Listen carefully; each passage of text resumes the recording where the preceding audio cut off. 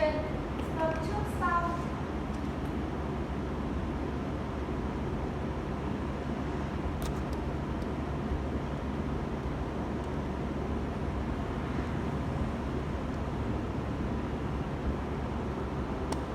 Chuyển vô hoa hai bên. Còn Số này qua tí đây. Đấy.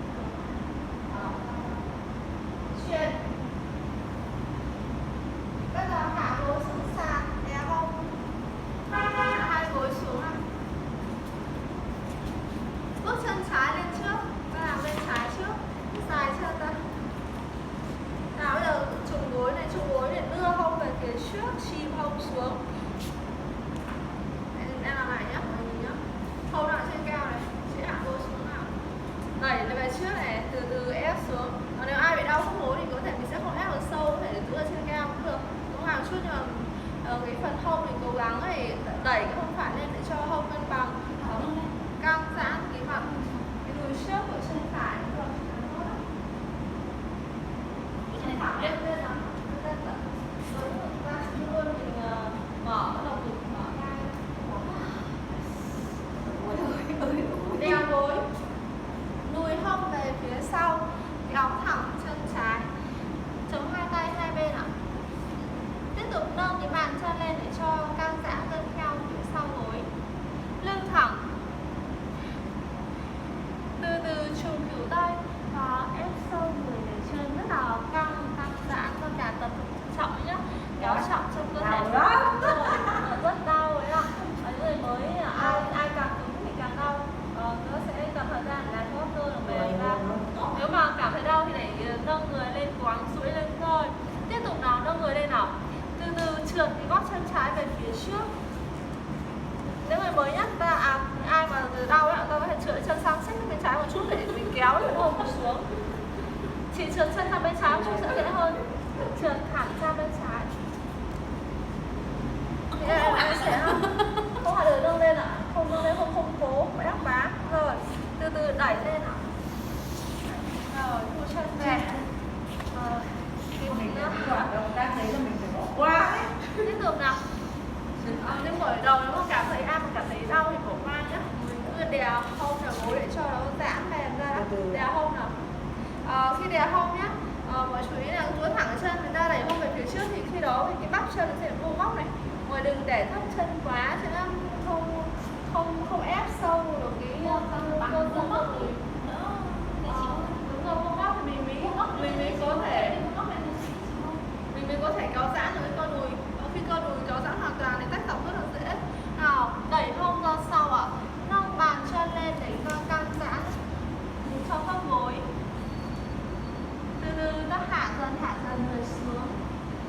Nếu đau thì lại đẩy lên. Tiếp tục nào, trượt gót chân về phía trước, ta trượt theo khả năng của mình nhé. Nếu mà thấy đau ở giữ lại, không cố ạ. Ta cố gắng chống chắc hai tay, giữ lại. Khi nào mềm, cơ thể mềm cứ tự xuống ạ. Rồi, chuyển đèo ngang. Ra là em chịu đúng không? Ra là em bỏ qua. Rộng hai chân. Đẩy kéo hông sang bên trái, chống gối chân trái và đẩy hông sang bên trái, tay phải chống thẳng phía trước. Mình chỉ cần cố gắng mình giữ cho lưng thẳng này, phần đùi song song với mặt sàn và bắp chân chủ góc. Rồi mình sẽ tách động đến cơ ngang để mình tách ngang. Đổi bên nào, đẩy hông sang bên phải. Nào cô Hương, đè ngang mình sẽ di chuyển cho cái hông mình ngang, không phải là quay người ngang đấy. quay người ngang ra. Quay người ngang mà lưng để thẳng nhá, thẳng vào cái phần gối này, vuông góc này. Rồi thu người về và thu hai chân lại một chút, khoảng cách 60 cm. Đặt hai tay lên gối, hạ thấp hông xuống, hai tay mở gối sang hai bên đồng thời, từ từ xoay vặn sang bên trái. Cái tay thẳng đúng rồi, tiếp tục thẳng đâu thẳng tay ra một chút nữa để các bạn được nhé. Rồi để hạ thấp hông xuống một chút, hạ thấp hông xuống một chút nữa. Mở gối này sang hai bên đi, xoay người các mình ra sau. Rồi Tốt rồi em.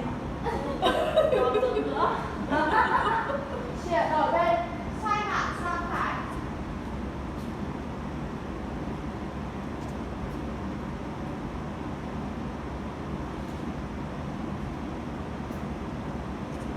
Chuyển tách ngang, ngồi hẳn xuống thẳng, ngồi xuống thẳng và mở rộng hai chân ra. Đấy là có chết. Nếu tách ngang không đúng tiêu chuẩn là gì phần chân này, chân của mình sẽ để thẳng và thẳng như này. Bên ngang thì còn lâu lắm. Đây là Để 5 năm nữa em ạ. Còn lâu lắm. Để 5 năm nữa.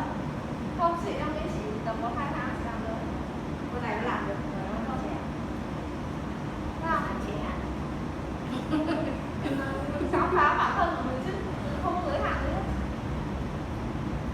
Bây giờ đẩy hai tay trước bụng ạ. Hít vào thật đẩy bụng, đẩy ngược lên trước ạ. Đúng rồi, hít thật sâu. Thò ngang thân dài, hai tay về phía trước. nhìn xuống cho hai tay sờ gần đấy cho đến khi nào cái phần lưng mình ép hẳn xuống sàn. Nếu ai mà bị căng đau hai bên đùi thu hai chân lại suốt nhá. Không cố ép xuống mà để duỗi lưng ra, lưng chỉ cong rồi. Ngửa mặt lên nào, ngửa mặt lên mắt xuống lên. Được cô, sau lưng rất là tốt, lưng thẳng. Cô làm được.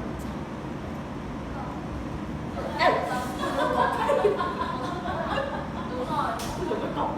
Tụi ta có hạn, tụi ta xuống đi phải, tụi ta Điều gì mình bắt đầu mình tập người giữ nghề. cô có lưng làm tốt, đấy cho mình cảm. Đẩy lên rồi. Học sinh giỏi. Nâng hai chân lên. Nghiêng rồi. Em chân mà em mấy giờ? Không có buổi kiểu gì phải đau nó không còn rồi. Quay từ bé là không còn được hay là Chị mà tập thì chị dẻo lắm. Tôi điều chị là mệt. Thôi. Bây giờ bạn kiểm tra cơ đối nhá. Đứng dậy, ai không đứng được thì đứng bình thường. đứng thì thôi. Này chắc phải phải đứng Đeo cổ chân. Nắm cái cơ đùi mình khỏe đứng rất là dễ dàng. Không nên đứng được. Khi mình đứng lên ngồi xuống mình phải sử dụng cơ đùi. Mọi người là hay không phải chống tay. Cổ vai, phần cơ toàn đứng lên ngồi xuống cảm tính. Đúng rồi, xong rồi tác động vào phần lưng nhiều nên là nhiều người cứ bảo là đứng lên ngồi xuống thôi là như thế. Thật ra khi đứng lên ngồi xuống mình nếu mình biết dùng cơ đùi ấy, bỏ bên ạ thì lưng của mình rất là thoải mái, không bị ảnh hưởng, không bị áp lực đến phần lưng. Chuyển nghiêng cạnh.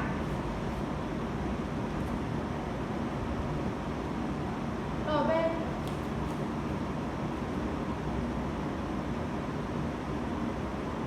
Thôi, và lóc bước về đầu thảm, bước hai chân về đầu thảm, đứng cách thảm tầm 30 cm. Chuẩn bị vai chào mặt trời. Sau đi đi mình không Không đứng lên đây ngồi của mắt. Đứng này thôi rồi, không gần mà. Không cũng được. Nào, để em dậy hôm nay ra để đứng lại từng tư thế một nhá. Cái vai chào mặt trời nó tổng hợp của một chuỗi tư thế. Nó sẽ làm đơn và đơn hoàn theo cái hơi thở, đi theo hơi thở. Động tác thứ nhất, tư thế núi. Hít vào, vươn hai tay lên. Thóc hai ngón tay cái vào nhau. Thò ra, tư thế mạnh mẽ. Trùng gối, cao lông, vươn hai tay ra sau. Hít vào, đứng thẳng về tư thế núi. Quay lại trở lại những người vẫn làm bình thường. Thò ra, đổ người về phía trước. Lưng duỗi thẳng, tay nắm lấy cổ chân và kéo sâu người về chân. Hít vào, buông lỏng hai tay khỏi chung, thả lỏng cổ. Thò ra, chạm ngón tay xuống sàn hoặc cả bàn tay. Hít vào, bước, lùi hai chân ra sau, đứng cuối thảm. Tư thế tấm ván, đầu, lưng, mông và chân nằm trên một đường thẳng bước búa, siết chặt cơ bụng lại chỉ có lưng. Bắp tay vuông góc với thân sàn, đẩy vai lên một chút nào, vai thẳng với cổ tay đúng rồi. Cơ bụng rất là tốt này. Không bị bỏng nhất tấm, mọi người chú ý nhé, tấm ván không phải ghế bỏng đâu. Rồi để mình đẩy lông lên cao rồi, lùi hai chân lại, lùi hai chân ra sau. Đẩy vai về phía trước nữa đi rồi, siết cơ bụng lại để giữ. Gấu co bụng hạ từ từ xuống, hạ xuống, đúng rồi. Trán chạm sàn, đẩy thẳng cánh tay lên, dáng hổ mang. Đẩy thẳng cánh tay lên, tư thế dáng hổ mang. Nào, vươn cột sống, kéo vai sang hai bên nào. Đẩy, mở ngực, mở vai. Nào, mọi người nhìn lại, em sẽ hướng dẫn lại tư thế dáng hổ mang ạ. Tư thế dáng hổ mang nhá, hai bàn tay đặt ngang ngực ngực. Từ từ này, xoay vai, đẩy lên, vươn dài cột sống và nâng còng lên mở ra. Hít vào gật đầu, nâng hông lên, chống ngón chân đẩy hông lên cao, trước lên để chó giữ mình. Hít vào cố gắng đẩy hông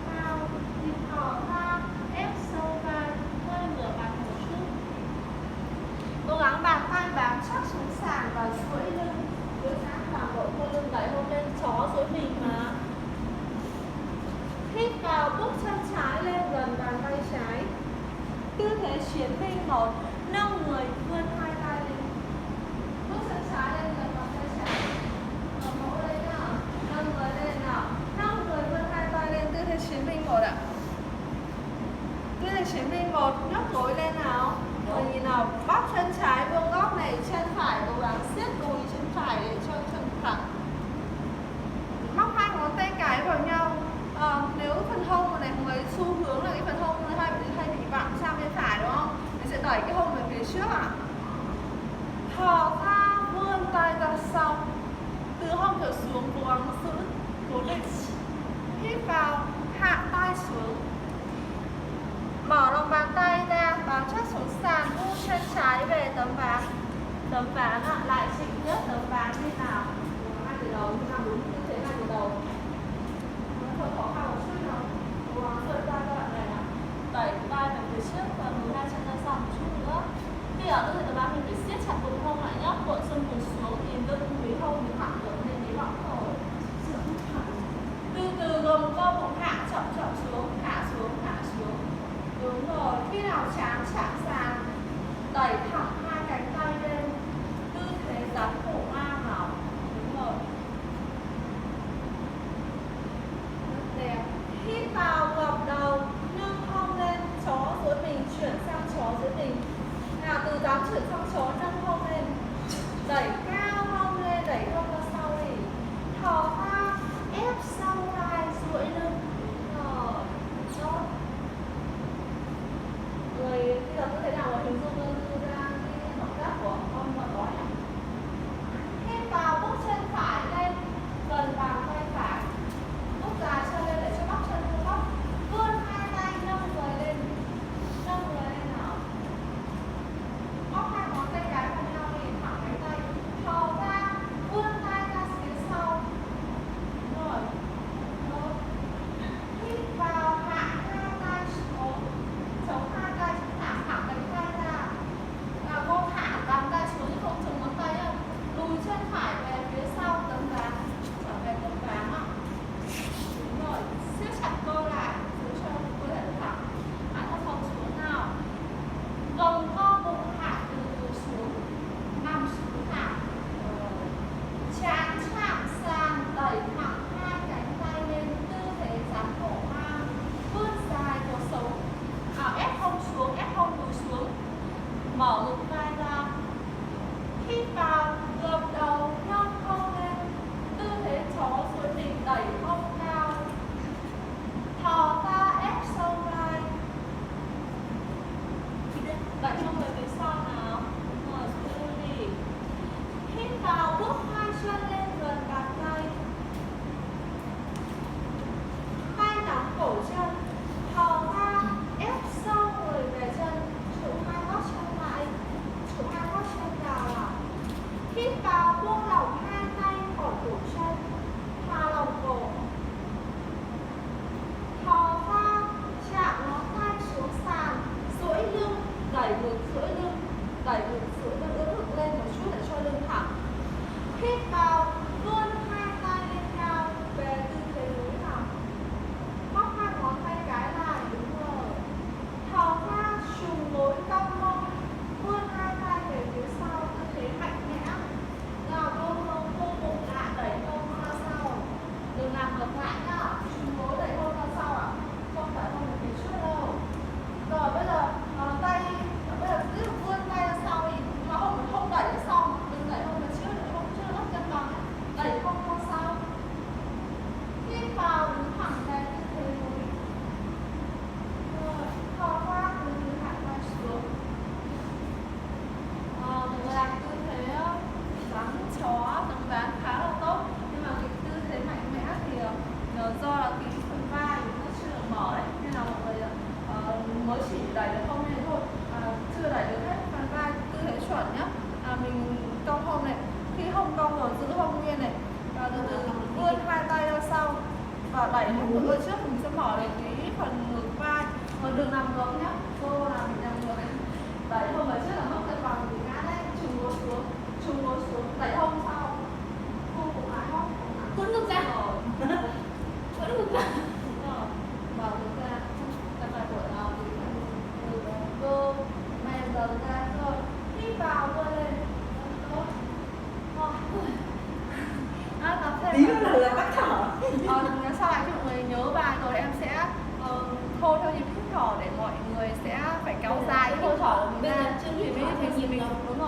thở tự nhiên nhá. Đuối Rồi. Bây giờ hít thở tự nhiên đi, hơi thở dần dần mình khỏe lên thì hơi thở nó dài. Vừa Rồi sau này mình theo cái nhịp thở sau này mình phải tập theo nhịp thở. Nào, tiếp tục nào. Thì bước về đầu thảm đi. Chuẩn bị đứng ở tư thế nào thì kết thúc bài tập phải đứng ở vị trí đấy. Đứng ở trên này. Đấy, không, cứ đứng lên đi. Tại vì khi mình bước hai chân về tư thế tấm ván ấy, thì mình cái thảm nó đủ chiều dài của mình rồi, nên là nếu mình đứng thấp quá thì mình sẽ bước ra khỏi thảm. Lần thứ 2, hít vào vươn hai tay lên nào. Thẳng cánh tay ra, đưa cái cánh tay về phía sau thì càng tốt. Thò vai trùm gối cong mông, vươn hai tay ra sau, câu vương đẩy đâu ra sau. Rồi. Khi kéo tay ra sau, chúng đẩy ngực về phía trước, trùm gối thẳng cánh tay lên, móc hai ngón tay cái vào nhau để giữ hơi chắc, thẳng cánh tay lên đây. trục chân vào. Của chị đấy, cái đấy hơi kém đấy, lưng của chị. Không sao. Hít vào cầm lên. Thò qua, vươn dài người về phía trước, tay nắm cổ chân từ từ kéo sát cơ thể về phía hai chân. Hít vào, buông lỏng hai tay, thả lỏng cổ ra, không thả lỏng cổ đi, cúi đầu xuống thả lỏng cổ. Rồi. Thò qua chạm ngón tay xuống sàn, duỗi lưng đẩy ngực lên, duỗi lưng nào, cảm nhận cơ lưng của mình nhá. Khi mà nhắc đến thì mọi người có cảm nhận phần cơ của mình nhá. Hít vào, bước hai chân ra sau, tư thế tấm ván, cổ, lưng và hông nằm trên một mặt phẳng. Hạ bước dài nữa ra, cho đến khi nào hạ thấp hông xuống nào, đẩy người về trước này ạ. Giữ lại nhé, rồi khi cơ thể mình ở trên mặt phẳng rồi giữ lại nào, đừng đẩy lên, giữ lại. Cuộn xương cúi xuống, chỉ cũng thế đấy, đúng rồi. Người tấm ván đốt mỡ toàn thân luôn. Gồng cơ bụng hạ xuống. Trán chạm sàn, đẩy thẳng hai cánh tay lên, gắn cổ ngang. Ép chặt cái hộc mủ xuống sàn, vươn dài cột sống lên, đẩy ngực lên và kéo vai sang hai bên. Phải đỡ đau lưng. Để gắn cổ ngang thì giúp cho cột sống làm khỏe cột sống. Hít vào, gợt đầu, nâng hông lên, đẩy hông lên cao. Thò qua, ép sâu vai, duỗi lưng, duỗi kéo sát cơ lưng. Nào hông vẫn ở trên cao,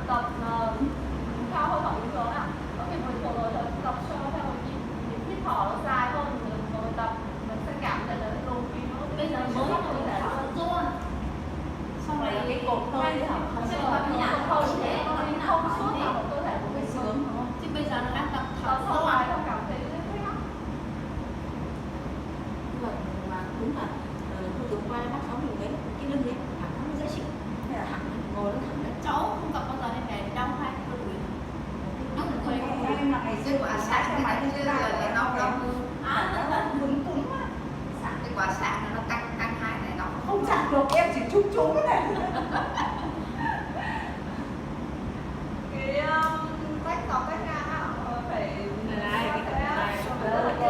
tập cái đấy lâu lắm ạ. Bây giờ chỉ có để cái này thôi, chả để xuống nữa là Mọi người yên tâm là mọi người tập thời gian xong mình cảm thấy cơ thể mình thay đổi ấy, lúc đấy tự dưng là rất muốn chinh phục tất cả các tư thế nó khó, càng khó càng thích. Giống như là mình khám phá được cái bản thân của mình ấy. đúng là chỉ thế đấy. Cái kiểu nó giãn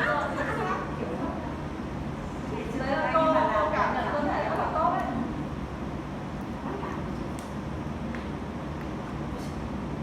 đó. Ai mà càng cảm cái sự cảm nhận là mai đến tốt một thì không phải tập càng quả tốt. sạc mai lấy màu xanh Rồi nó sạch. đấy tôi mới mua đấy. đâu của em lâu rồi. Rồi thì tươi. Màu này sẽ bẩn. Mai thì lấy em Em thì em ấy bảo là không thử em không đỏ. Của em là xanh ngọc. Lấy theo cô không thể của anh. xanh được đỏ được. hay là nó đấy màu đỏ Không hiểu cô là màu đỏ đấy. Chưa màu này Màu đỏ thì màu đỏ, nhưng mà cái màu xanh cũng được. Lửa xanh lửa đỏ được hết, không vấn đề gì cả, không quan trọng. Nó không em thành thì quả. thủy là thì em ngọc là xanh với đen. em là thủy là trắng với xanh Đây em nước xanh này. Rồi chúng ta quay lại tập tiếp nhá. Nào, bây giờ ra chống gối và hai tay xuống sàn thôi. Bài tập sẽ giúp chúng ta được mở ngực vai trên, lưng trên, làm tăng cường độ mềm dẻo cho cơ lưng. Tư thế này có tên là tư thế con mèo biến thể. Đây là tư thế con mèo này, con mèo mình chỉ uốn lưng này gọi tư thế con mèo bình thường. Còn con mèo biến thể mình sẽ làm cái động tác nó mạnh hơn một chút nào. Bây giờ ta đưa hai tay về phía đầu thảm, duỗi thẳng cánh tay, lòng bàn tay bám chắc trên thảm. Cái phần hông của mình sẽ thẳng với đầu gối và giữ hông ở trên cao. Thò ra từ từ, hạ vai dần xuống. Tối đa ngừng chạm sàn. Mới đầu không chạm không sao. Hít vào này, ta hít một hơi đẩy người lên. Bàn tay giữ nguyên và cuộn thao lên cúi đầu hướng mắt nhìn người. Thò ra, nhẹ nhàng kéo xuống. Thôi khi kéo xuống ta ngửa mặt lên để cho cằm tựa lên thảm. Cố gắng thẳng cánh tay. Hít vào nâng người lên, đẩy cao lưng, cuộn theo người cúi đầu mắt nhìn về phía. Thò ra, từ từ thả thấp dần vai xuống, hạ ngực chạm sàn, ngửa mặt. Hít vào, đẩy người lên, cuộn cao lưng lên, thẳng cánh tay lên. Nào, cuộn người lên, cúi đầu xuống. Thò ra từ từ kéo thả vai, ngực cuốn xuống sàn, ngửa mặt lên nào, ngửa mặt lên. Nào, mọi người sẽ giữ tĩnh ở đây. Nào, không ở trên cao ạ, giữ hông ở trên cao. Nào, hạ ngực xuống, nào đưa thẳng cánh tay ra, thẳng cánh tay này. Ngửa mặt lên, tựa cằm lên thả. Đưa thẳng cánh tay, chỉ thả lỏng ra, thả lỏng ra. Nào, không ở trên cao, không ở trên cao. Không phải là của chị. Rồi hít vào, đẩy người lên, đẩy người nâng lên. Rồi. Không sao hết ạ. Và là phần lưng mở ra thì sẽ xuống dễ hơn. Rồi đẩy người lên và thu hai tay về nào. Thu hai tay về. Từ đây chống ngón chân lên. Và thu hai tay về trước đã là thu hai tay lại nhưng cổ tay thẳng ra về tư thế con mèo nào. Nào chống ngón chân, từ từ nâng hông lên, nâng gối và đẩy hai hông về tư thế chó xuống mình. Bây giờ ta sẽ làm tư thế chó biến thể nhá. Vừa lấy bài chó chờ mình làm chó giúp mình rồi, bây giờ mình biến thể tư thế chó để làm sâu hơn. Nâng gót chân lên nào, nhấn ngón chân và đẩy hai gót chân lên hết nữa. Tiếp tục chụp nhẹ đầu gối, nhún nhẹ đầu gối vào.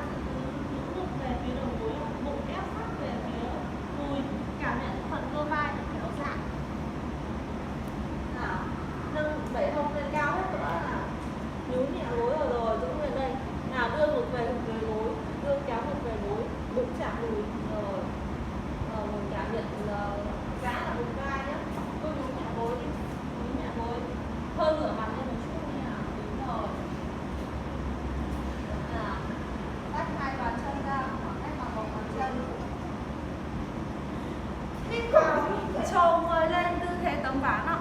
Trồ người lên, đẩy người về phía trước, cánh bắt tay vuông góc với mặt sàn, siết hông lại nào, siết hông đùi lưng. Nào mọi người nhìn quan sát em nhá. Tư thế tấm ván này, lưng, hông và chân nằm trên một đường thẳng. Thò ra mình đẩy lên, đẩy thân về. Tư thế chó biến thể. Nhớ cao gót chân, nhún gối và vâng. Lại tiếp tục duỗi cơ lưng, cảm nhận toàn bộ cơ lưng được kéo xả. Đúng rồi. Tập trung vào vai. Rất tốt, hơn ngửa mặt lên. Nào hơn ngửa mặt lên, tập trung vào vai. Làm thêm một nhịp nữa nào, hít vào, chồm người về phía trước tấm ván. Đẩy người lên phải siết hông, không phải cấy võng nhá, chỉ cấy võng thôi. Nó không có tư thế cấy võng trong yoga đâu. Mình phải giữ lại cái phần hông của mình. Một hông vợ xong rồi xuống hạ thấp hông một chút nữa rất tốt. Tư thế tấm ván này sẽ làm cho toàn bộ cơ săn chắc toàn bộ cơ thể luôn, đốt những bộ nội tạng. Làm khỏe cho cánh tay và vùng cơ bụng. Rồi nhẹ nhàng ta hạ gối xuống, từ từ đẩy hông lùi về gót chân, hai tay duỗi dài về phía trước, thư giãn ở tư thế em bé. Mông ngồi lên gót chân, hạ mu bàn chân xuống, hít thở sâu vài nhịp.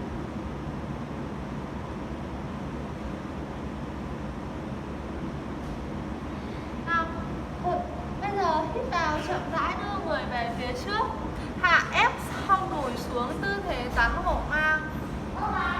Ngực vai mở ra, hít vào gập đầu, nâng hông lên, tư thế chó duỗi mình, đẩy hông cao, thò ra, lại ép cái phần vai xuống một chút. Đúng rồi.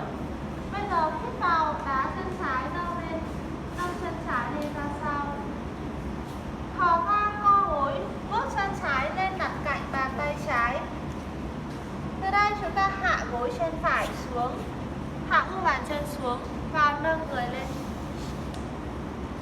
ép hông xuống ạ. Tư thế trăng lưỡi liềm. Hít vào vươn hai tay lên cao, lòng bàn tay hướng vào nhau, thò ra đẩy ngực, nâng cằm lên, giữ lại, chìm hông xuống. Đây đây hả con? 5 4 3 2 1.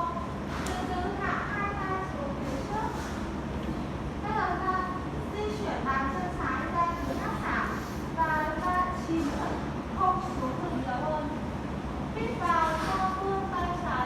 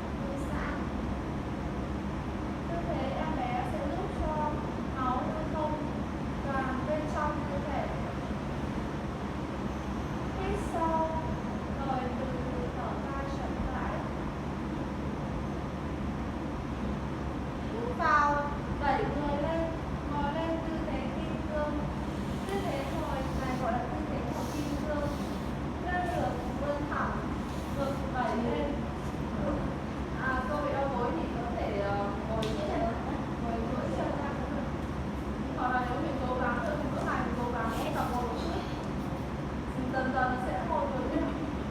Bây giờ ngồi được thì cố sẽ đau. Hai tay thả lỏng trên người nào. Hít thở sâu, bắt đầu thở một chút nhé. Đặt bàn tay phải lên ngực, tay trái đặt lên ngực. Bây giờ từ từ nhắm mắt lại và hướng ý thức vào bên trong cơ thể của mình. Cảm nhận hơi thở đi vào và hơi thở đi ra. Khi hít vào, hãy bình cao bụng lên. Khi thở ra, bụng xẹp xuống. Hít vào, bình bụng lên. Thở ra, xẹp bụng lại. Hãy hít vào, bình bụng lên. Thở ra, xẹp bụng xuống. Rồi từ từ mở mắt ra và duỗi hai chân về phía trước. Duỗi thẳng hai chân về phía trước. Tư thế căng duỗi phía tây. Ngón chân hướng vào phía bên trong cơ thể. Hít vào, vươn hai tay lên cao, kéo giãn cơ lưng. Mắt cứ nhìn về trước. Thở ra, đẩy người về phía trước, giữ lại nào, không hạ. Mọi người nhìn em ạ, làm theo em thôi, hướng mắt về phía trước, cố gắng lưng thẳng. Hít vào, đẩy lên nào, cố gắng đẩy căng ngực lên. Thở ra, vươn dài, cố gắng giữ ở cùng lúc và lưng thẳng giữ lại. Hít vào, nâng lên cao. Thở ra, vươn dài. Bây giờ đưa hai tay túm lấy bàn chân, ai không với tới bàn chân thì nắm vào cổ chân. Và từ từ trùng khuỷu tay, hạ thấp dần người xuống. Hít thở đều. Ngực hướng về phía bàn chân. Mỗi lần thở ra thì lại ép sâu cơ thể xuống hơn. Cảm nhận từng đốt sống cao được kéo giãn qua làm mềm. Bây giờ hãy hít thở sâu để đưa oxy vào giữa các đốt sống. Làm trẻ hóa lại cuộc sống của chúng ta. 5 4 3 2 1. Rồi hít vào, từ từ ngẩng mặt lên, vươn hai tay lên nào. Thở ra, chậm rãi hạ tay xuống.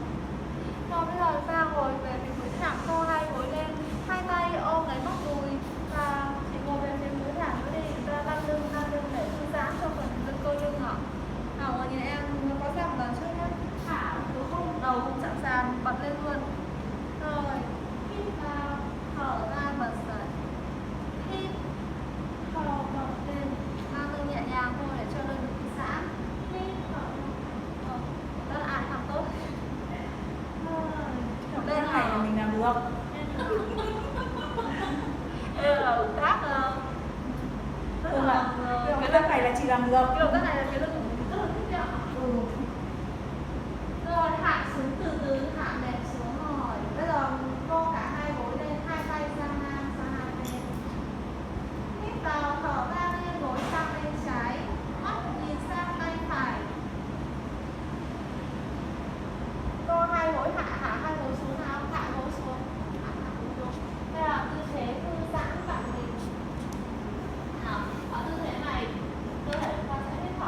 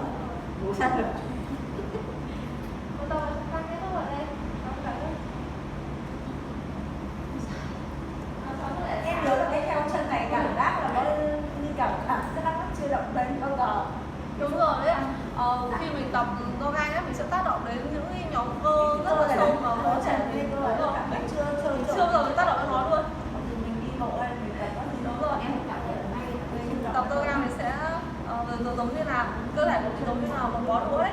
Nếu như mà mình tách riêng từ cây đũa ra nó rất là bền, rất là yếu, nhưng mà khi mình tập trung cả một bó đũa lại cơ thể của mình nó mới được khỏe ở chỗ rồi. Mình sẽ tập đều cho cơ thể. Khi mình tập sâu mình khám phá ra là cơ thể của mình rất là kỳ diệu, rất là mềm mại. Đây là không nhận xong rồi nó như bún nhỉ. Thôi rồi, từ bé tao không tập bao giờ, kiểu gì bé sẽ đau một tuần. Đấy là chị em mình tập rồi còn đỡ đau. Mắt không đau. Bắt các bà này nặng nhảy aerobic còn đâu không đau cháu, chẳng thấy cái gì cả. Thế là nhà đấy đẩy như thế nhưng mà những cái cơ chân này mỏi lắm nó còn đau chết đi được cái gì. Thì chẳng Đau ở chân nhà ăn cái nó đau thì cái đau cái cơ này đau Thì cơ tập chân. lúc tập thì nhiều cái tập đau Bây giờ chưa là rồi, tập kết quả mà ngồi như thế này thì chưa ngồi được. Ngồi là chân này. Ngồi chị thôi em nói thật chị em Có ghét thời gian nó Cái này con chỉ ngồi lấy cái này thôi. ngồi thế. đến rồi Cái này khoảng bao lâu ngồi thẳng là vô. Em can chị nhé. Chị đừng có thử. cơ liệu sự là chỉ tập 3 tháng rồi từ nào qua ngày luôn. Em soạn tập soạn từ từ. Cứ theo thông tin tưởng em sẽ hướng dẫn chắc chắn là Đấy, chị ơi, em tập một tuần chắc em sẽ soạn được. mình phải làm đúng nhá, làm đúng để không bị chấn thương. Đấy, Em không tài nào mà em ấy được. Em chịu. cái này là được 60%. Thật ra cái khoảng cách từ ví dụ bây giờ là đâu từ 90% lên 100% cũng là cả một quá trình. Lâu cơ, cái cơ nó giãn đau lắm. Nhóm cơ mình phải kéo dài. Nếu như trước có ăn cơ thì nó rất là nhanh. Mà Mình cái cơ Ví dụ như là còn trẻ thì nó lại càng nhanh hơn. Bây giờ còn phải vài năm 50 rồi mới tập này. Em bảo hôm nọ em nhìn thấy một bác 70. Bác bây giờ một bác 70 chị đi khám bệnh mà. Đứng lúc chào. sáng Bác tập. Nó bảo với ông làm kỳ luôn. Kiểu bác sáng kêu bây giờ tập này Mình tập luyện mình rất trẻ ra chứ không bao giờ cô sáng là aerobic Zumba đấy. đau này này. Thế nên là không đau. Đó, chỗ vẫn đau. đâu Cũng đau, vẫn đau, chỗ không đau, vẫn không đau. Đau. Em biết tương lai nó sẽ tác động bên ngoài thôi, nó có tác động sâu tương lai rồi. cái này là Gửi con lợn nào. tập từ bên trong. Nhưng mà thật ra thì người tập sẽ theo thì bây giờ nhìn rất là trẻ trung hơn rồi thì không giờ. Cái gì của cháu ta đúng không? Không, bây giờ chị tập từ bây giờ được từ sau từ giờ sẽ trẻ lên rất là Làm mọi người, rất là lên. Đang dần trẻ lên. Có người một cái Buổi sáng là còn buổi Bao sáng nhiêu? Bây giờ mày đo bao nhiêu? Mày bao nhiêu? Mày 50. phải từ trước giờ dạng của em kết quả là chị em mình vẫn bị thương là trông được thanh niên hay không chắc. Anh nhìn vào người đi. Đúng không? Tôi không nhớ. Bao giờ cái bún nó bé được tốt. chị em đang là hơi sang hại mà.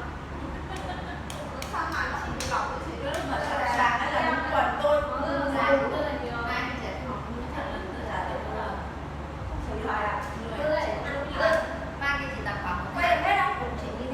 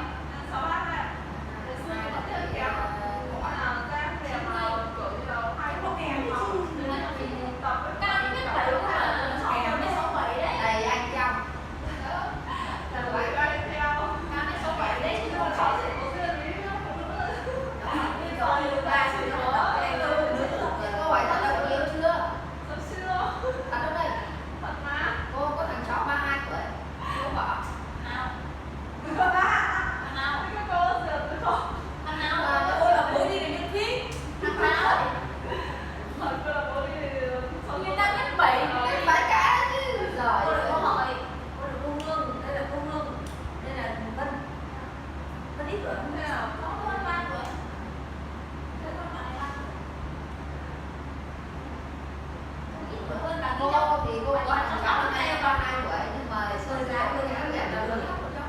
Lương nhỉ? Và con ra là xấu nhỉ. Thực ra cháu xấu lắm cơ, cái mẫu như là 66 tôi không biết. Không biết mình bị kéo rồi. Đó chỉ tầm mét Bây giờ cháu 65 67 thôi. khỏe tự khỏe lên thì 67, bằng bạn này thôi. Đó mà mét 67 luôn. Cao. Đứa cái cháu nhỉ. Nhà ngồi. Thì trông vẫn chưa vợ đi làm bác sĩ. Thật là 6, 8 xe ra đâu thì phát xe 6. Mẹ, cái gì đâu có đâu. Thế nhưng mà nếu mà thật cô bảo thật nếu mà chưa thì yêu thì cô sẽ chở thật. Và bây giờ ông đây chẳng ngại gì cả.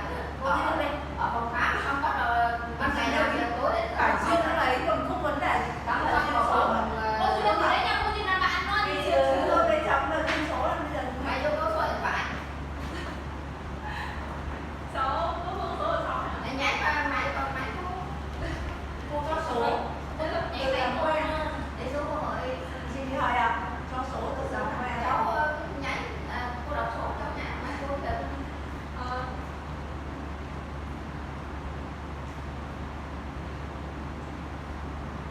Đó là số của tôi. 0904 888